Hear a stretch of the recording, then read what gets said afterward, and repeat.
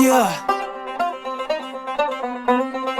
I was like, damn, fucking insane. She was like, baby, will you roll my hand? I was like, hey, will you come my way?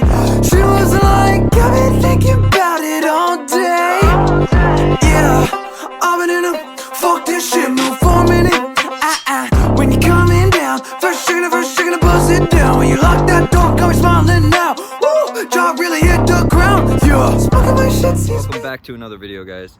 Today I'm going to be talking about what to look for when buying your first Mustang and what to look for that will make you not buy your first Mustang.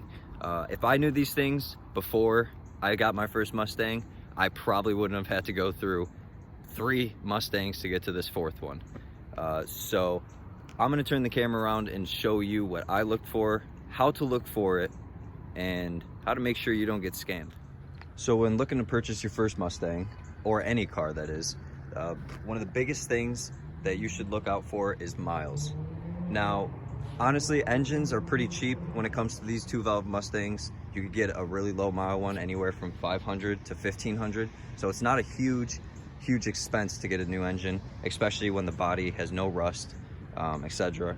But miles is also important, because if you don't have the funds to put a new engine or motor in it and your plans are to drive the hell out of it, then miles is also super important when looking for your first car / first Mustang. Obviously everyone knows that. Me personally, I have 165,000 miles on this, but I already knew that I planned on putting a new engine in it, meaning that it, you know, I was only looking for the body to be rust free. So that's number 2, rust. Now, a lot of people understand when it comes to the Mustang world and cars in general that are older than 2015, 2010 and older, all the way back to what year this is, 2003, is rust is possible, especially in the East Coast. You deal with horrible winters and salt on the ground, and it's just always usually grimy and nasty. So that's super important to look for rust on the frame. Now, I can't get under the car and show you guys, you know, how clean the car is until I have it up on jack stands in the winter. But everyone understands that concept of looking for rust. You want to check under the body on the side. You want to check the rear, because that's the most common place for rust to start, which is the rear end. Let's see if you guys can see under here. You can't really see very well, but under here, usually in these Mustangs, the gas tanks are rusted out and the frames are rusted out as well. And no one wants a rotten, rusty frame when purchasing their first Mustang, especially if the price is over $1,000, because then you're just buying a hunk of junk. Personally, for this Mustang, there was absolutely no rust. There was like the most micro surface rust on like a part or two underneath, but he had it stored in the winter for every single winter since he had it. He had the car for 8 years and only put on 60,000 miles, meaning that he put an average of 7,500 miles, I believe, a year, which is actually super good. That means that he took care of this car, had proper maintenance, and had it stored during that winter for the nasty salt times, meaning that I got lucky enough to find a Mustang without rust. My first Mustang had it so much rust, and I didn't know what to look for, and it caused me to have to sell it to buy a new one. There was other things that I noticed, that miles is always not the most important thing as well. It's something to look for, but it's also not the most important thing, because that first Mustang had 120,000 miles. You know, that is high miles, but at the same time, for a used car, that is still considered on the low spectrum. Considering mine here is 165, yeah, so 120, and it still had rust, and it still had problems. The harmonic balancer was failed, and the engine was shaking the whole car. It also has to do with the owner. If the owner doesn't take care of it properly, that means you're gonna get a very bad car, because 165,000 mile Mustang here compared to 120,000 mile Mustang, it just doesn't compare when the owner treats the cars differently. This owner took care of this thing so well, as if it was his baby. You know, there was some things that happened that wasn't in his control, like a deer hitting the fender and the door, etc. But the first Mustang, it was 120,000 miles. You would think that it would be a beautiful body with no rust and it would be well taken care of, but it ran so bad. It seemed like it never got a tune-up. Parts were never changed. It seemed like the pulleys were so old and there was rust on them, and the bolts were falling off, and it was a horrible car. and that's why I sold it so fast. But rust is so important, and sometimes miles isn't, because if you take care of something, it will last. That is honestly the best advice for almost everything. If you take care of it, it will last. That comes in relationships, cars, everything that you have, your home. So also talk to the owner about how they took care of this car. Maintenance, did they do it themselves? Did they store it for winter? If you live in the West Coast, you don't deal with much winters. So if they didn't deal with much winters, you have more opportunity of having a rust-free body. That's why a lot of people get a Mustang in Florida or you know, Texas, California, because they get away with that. But at the same time, if the owner's not taking care of the car, if they're beating on it and they're just not showing the love and appreciation that these Mustangs deserve, then you are going to end up with a very horrible shell of a car that you're just going to fork money into. So I picked mine, you know, after learning out of 3 Mustangs, which we'll go into another time. This 4th one was by far the absolute best investment. There's no rust on it, and he took care of this engine. He took care of the engine, the maintenance, and overall the only problems with this car was the outside body. You know, fenders, quarter panels, bumper, miscoloration, paint. You could always repaint your car. You personally can sand down your car with actual hand tools from Home Depot or wherever you get them from, and you could fix paint. You could buy a bumper, you could buy a fender, you could get new headlights, but you can't get a new frame. You don't want to have to weld in an entire new frame. So that's something to look out for, is rust as well as ownership to take care of this thing. You know, so make sure to talk fluently when buying your first Mustang, and understand that people hide stuff. So look in the crevices, look in the wheel wells, look at that frame, look at the exhaust to see if the mufflers or the resonators or whatever on it is rusted out. Exhaust could also be changed, so that's not always the case. And then of course look at the engine bay. Check for serpentine belt cracks, and talk to them about oil changes. Did it get oil changes on time? Because if a car is not getting oil changes on time, and it's sitting there with black oil, dirty oil in the car, and it's being ran like a freaking derby car, obviously that's not healthy for the motor. So oil changes are super important. Ask them if they got on time oil changes. That's another thing. When I first got this car, he told me he did an oil change every 2,500 miles. That means he did it before the average 3,000 mile change. He wanted it to be extra clean and ready to go for whatever he had purposes for it, driving it and enjoying it. The only thing he just didn't take care of was the outside. But like I said before, you can always fix that. So rust is important. Is the owner taking care of the Mustang properly? The body is not that important. Miles are important based on your preferences, but if the car is taken care of well, you can get these motors and engines to last up to 250,000 miles or more. There's so many people out there who've taken care of these things until the motor died at 250,000 miles. So that's something to look forward to, that if it's well taken care of, you can make these cars last. And if you have a daily driver, you won't be stacking miles on this. Now, I have a daily CRV. It's a Honda, and I don't drive this thing every single day, every single second, which allows me not to have to get oil changes faster. On my first couple Mustangs, it was my only car, meaning that I put so many miles on it. I mean, so many miles. I was getting an oil change once a month, and that's way too many times to get an oil change that soon. Usually it takes 2-3 months for someone to get an oil change, but me, I was racking up thousands of miles a month. And there's a lot of people who have to drive a lot, so they understand that completely. And these things, they're not good on gas, especially the way I drive mine.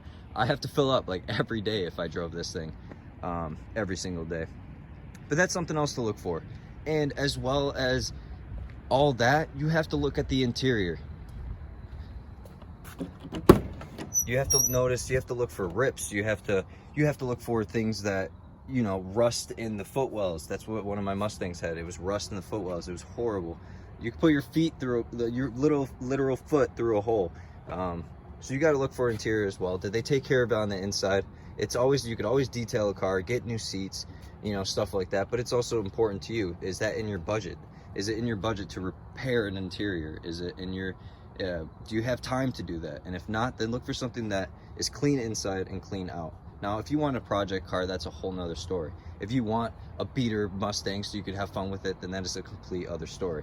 But if you don't, and you just want something pretty and something that you don't have to put a lot of work into, then definitely look for those key things. The maintenance.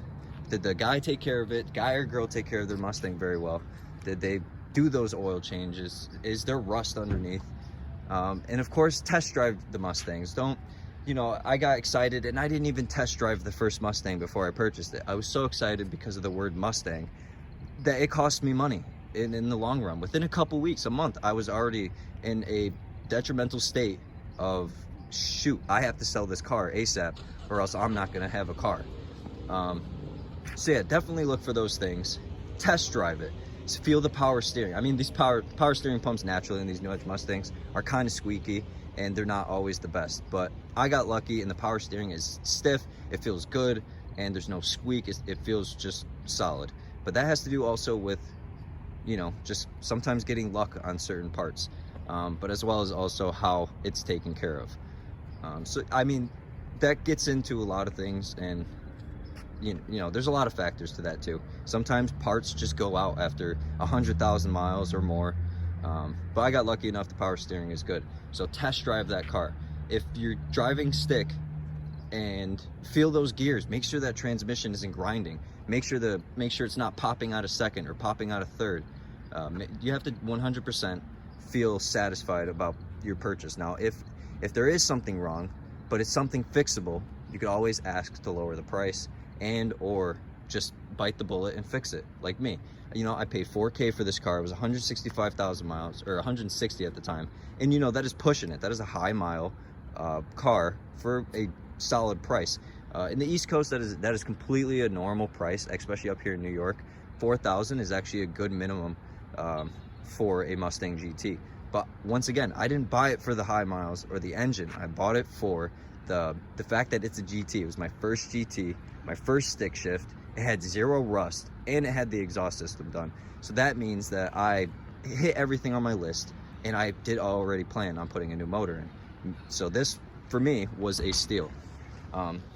So overall, when buying your first Mustang, definitely listen to those key things. There's so many videos and you know, there's things on Google to let you know, a checklist. So definitely test drive it. That is super important. I made that mistake the first time and I highly regret it. If you have an automatic transmission, usually you don't have too many problems with it. But there's times where you could lose freaking, you know, you could lose your transmission in an automatic. It's extremely possible. So make sure to check those things and be thorough about it. You know, take someone with you. Take a mechanic or a friend or your father or mother who knows a lot about cars. You do not want to show up there all happy with money and just jump the gun just because it's a Mustang. Because you have to understand, there's always going to be another Mustang, and there's always going to be another car listing for sale that will fit your needs. So take your time, and patience is also another key thing when purchasing a Mustang. So I can't really think of anything else besides that. I mean, there's so many things that you have to look out for, but the key things are rust, driving it. You want to drive it. You want to feel the car. You want to see how it drives, how it brakes, how it accelerates, if it's clunky, if it's stuttering. You want to look at that engine. You want to see if everything looks like kind of clean, like things were replaced. You want to ask about oil changes. Talk to the owner. Did he store it in the winter if you live in the East Coast? And you know, check for rust. Beyond that, things to buy this Mustang is if there's no rust and you're looking to put a new motor in, then high miles and no rust is perfect for you. So yeah, and if it drives nice and you already have knowledge on these things, you know what to look for, then you're gonna be okay. But understand this, paint can always be painted. Body parts can always be replaced. A new door is possible. Go to a junkyard and get a door. You could always weld in a new quarter panel. It's gonna be pricey, but it's possible. You could always buy a new fender. You could always get a new hood and a new bumper. Parts are replaceable. Windshields as well. They're free with your freaking insurance, you know?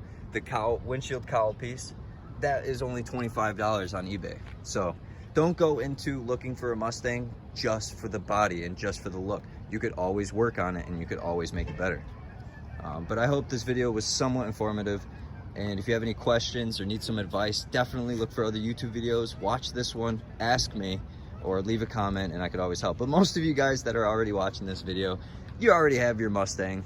And you know, all my people on Snapchat and Instagram that are watching this, you already have your Mustang. You already know what to look out for.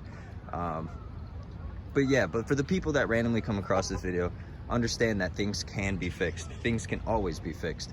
But you can't fix a frame, you know? You can't, no one has 10, 20 grand to really dig deep and fix a car from the inside out, especially when it comes to these, you know, lower end, cheaper, older Mustangs. And when I say lower end, I just mean, you know, obviously it's not a 2020 GT or anything like that, but yeah, so that's everything that you should look out for. And you know, if you have your knowledge and you use these key things to talk to the owner, you know, check that frame, do all that stuff, you're gonna be okay. And make sure you have what you want in your head first. You know, your key things, like I've already said.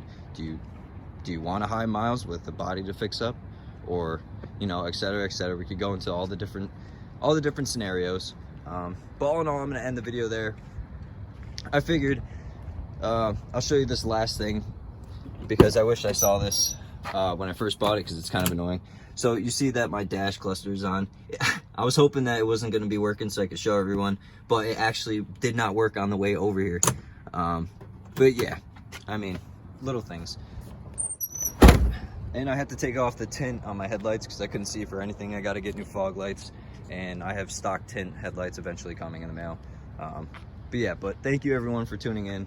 And just remember, take your time when purchasing your first Mustang. Do not rush it just because of the name, the Mustang, or you will end up spending endless money and going through multiple cars until you get what you want. I jumped the gun 3 times, and yeah, and I regret it highly. I mean, I did learn a lot, which I'll go into another video and explain how much I learned, but I so regretted it because I spent so much money into these other cars when the right one was sitting 2 hours away from me the whole time. And I could have put money into that and it would be perfect right now. But, you know, I wouldn't have learned anything I've learned without those 3 Mustangs. So I'm grateful to have gone through that and learned all that information. And I met a lot of people through these Mustangs from the start to the end. I started in January with these Mustangs, and you know, it's already October. So it's a lot of time to learn, and that's a lot of friends made. And I'm happy to be in the car scene. But all in all, if you guys need help with anything or advice, just let me know. And remember to always take someone with you if you don't have the knowledge, so you have another person's eyes and another person's mind to help you. But thanks for tuning in, guys, and we'll see you in another video tomorrow.